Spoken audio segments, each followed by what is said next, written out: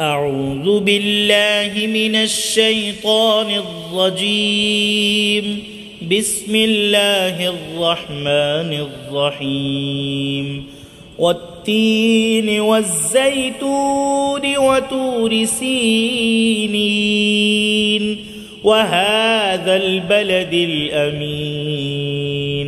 لقد خلقنا الإنسان في أحسن تقويم ثم رددناه أسفل سافلين إلا الذين آمنوا وعملوا الصالحات فلهم أجر غير ممنون.